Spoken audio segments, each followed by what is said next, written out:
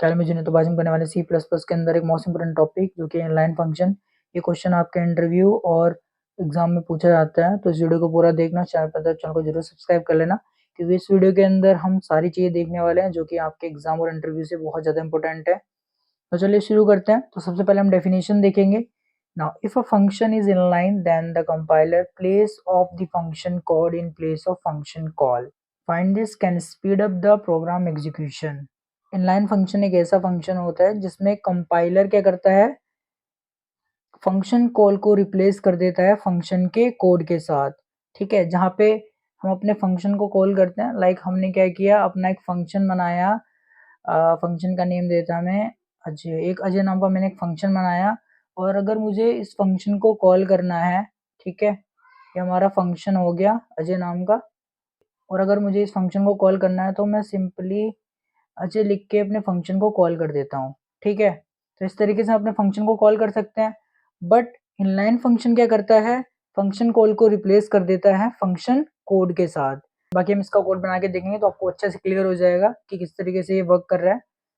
Inline function से क्या होता है, हमारा जो फंक्शन का कॉल टाइम होता है वो बच जाता है और हमारा जो प्रोग्राम है वो फास्ट हो जाता है। ठीक है, ना चलिए हम इसका सिंटैक्स समझते हैं। ना इसके सिंटैक्स में सबसे पहले हम क्या करते हैं, अपने इनलाइन कीवर्ड का यूज करते हैं, देन रिटर्न टाइप लिखते हैं, देन अपने फंक्शन का नेम लिखते हैं और पैरामीटर्स लिखते हैं अगर हमें जरूरत होती है। देन अपना जो कोड होता है हम इनलाइन फंक्शन का वो यहाँ पे लिखते हैं। बाकी अभी हम बनाने वाले हैं अपना प्रोग्राम, तो आपको बहुत अच्छे समझ में आएगा सब कुछ।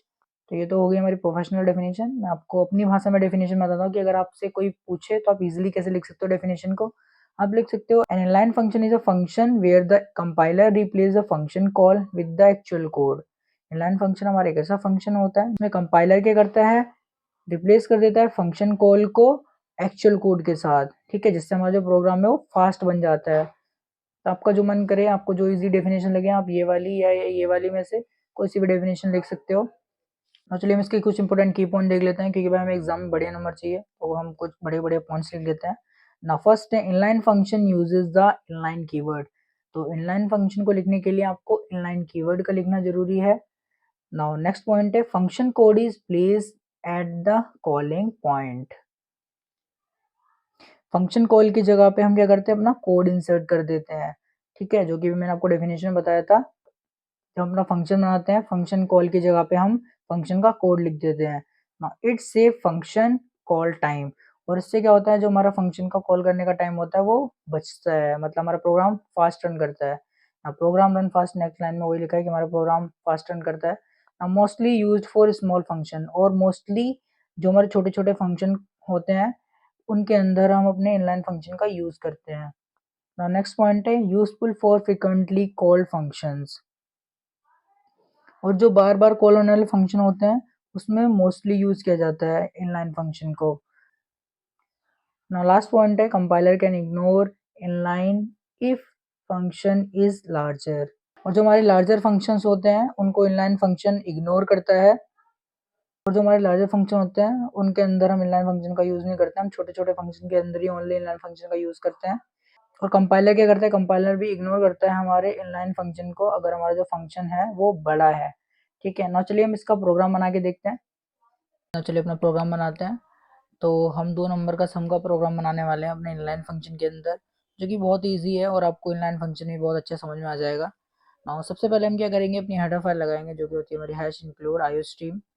ठीक है, तो हमारी ये हेडर फाइल होती है जिसके थ्रू हम क्या करते हैं, अपने इनपुट और आउटपुट फंक्शन परफॉर्म करते हैं। मतलब सी इन सी आउट हम अपनी इसी हेडर फाइल के थ्रू परफॉर्म करते हैं, मतलब यूज कर पाते हैं। देन इसके बाद हम लिखते हैं यूजिंग नेम स्पेस एसटीडी। तो यूजिंग नेम स्पेस एसटीडी हमारे क्या होती है कि स्टैंडर्ड लाइब्रेरी होती है जिसके थ्रू हमारा सी प्लस प्लस का प्रोग्राम रन होता है। अगर हम ये नहीं लिखेंगे तो हमारा सी प्लस प्लस का प्रोग्राम भी रन नहीं होगा। देन इसके बाद हम क्या करेंगे, इसके बाद हम अपना मेन फंक्शन लगाएंगे, और मेन फंक्शन के बाद ही हमारा जो प्रोग्राम होता है वो शुरू होता है। बट हम इनलाइन फंक्शन बना रहे हैं और फंक्शन हमेशा जो होता है वो मेन के ऊपर लिखा जाता है। देन सबसे पहले हम क्या करेंगे, अपना इनलाइन कीवर्ड लिखेंगे, और इसके बाद हम लिखेंगे अपना रिटर्न टाइप जो कि हमारा इंट है क्योंकि हम इंटीजर वैल्यू यूज़ कर रहे हैं। उसके बाद हम अपने फंक्शन का नेम लिखेंगे, हम अपने फंक्शन का नेम फन लिख लेते हैं। और यहाँ पे सबसे पहले हम 2 पैरामीटर लिख लेंगे, इसके अंदर एक ए नाम का पैरामीटर लूँगा। ठीक है, जिसकी वैल्यू, जिसका डेटा टाइप हमारा इंट है क्योंकि हम इंटीजर वैल्यू स्टोर करने वाले हैं। तो दूसरा भी हम इंट ही डेटा टाइप लेंगे और बी नाम का वेरिएबल ले लेंगे एक। तो हमने अपने पैरामीटर के अंदर ए और बी दो वेरिएबल ले लिए हैं। नाउ इनका हम सम कर देंगे, ठीक है। तो रिटर्न लगा के हम ए प्लस बी कर लेते हैं, मतलब ए प्लस बी की जो वैल्यू होगी वो प्लस हो जाएगी, मतलब ए और बी की जो वैल्यू होगी वो यहाँ पे प्लस होके हमें मिल जाएगी। अब हम क्या करेंगे, अपने फंक्शन को कॉल करेंगे। तो फंक्शन को कॉल करने के लिए फंक्शन का नेम लिखना पड़ता है, ठीक है। तो इस तरीके से हम अपने फंक्शन को कॉल कर सकते हैं, लेकिन इनलाइन फंक्शन के अंदर हमें जो वैल्यू होती है फंक्शन की वो लिखनी पड़ती है। तो हम यहाँ पे लिख देते हैं अपने फंक्शन की वैल्यू 10 और 20। तो ये ए की वैल्यू हमारी 10 है और बी की वैल्यू हमारी 20 है। तो हमें आंसर क्या मिलना चाहिए, हमें आंसर मिलना चाहिए 30, ठीक है। तो इसे हम एक वैल्यू के अंदर स्टोर करवा देते हैं। तो एक इन नाम का डेटा टाइप लेंगे और एक वैल्यू नाम के वेरिएबल के अंदर हम अपनी इस वैल्यू को स्टोर कर देंगे, क्योंकि हमें प्रिंट भी करवाना है ना, तभी तो हमारा प्रोग्राम रन होगा। तो सी आउट करके अपनी वैल्यू को कर देंगे प्रिंट। ना हमारा प्रोग्राम हो चुका है रेडी, इसे एग्जीक्यूट करते हैं, कंपाइल एंड रन। आप इसे किसी भी नाम से सेव कर लेना, बट डॉट सीपीपी एक्सटेंशन जो लगाना तभी आपका प्रोग्राम रन करेगा। ना देखिए, जैसे मैंने एंटर किया हमें आंसर मिल गया 30, ठीक है। तो 10 और 20 कितना होता है, 30 होता है, हमें 30 प्लस होके मिल गया।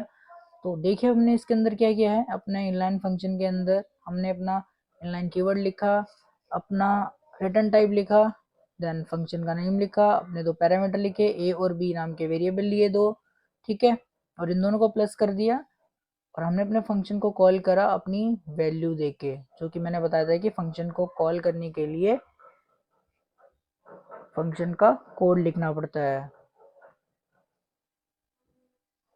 तो इस तरीके से हम अपने इनलाइन फंक्शन को बना सकते हैं, जो कि बहुत ही आसान है। सो आई होप आपको समझ में आ गया होगा। समझ में आ गया तो वीडियो को लाइक, चैनल को सब्सक्राइब कर लेना। बाकी मिलता है आपसे नेक्स्ट वीडियो में नेक्स्ट टॉपिक के साथ।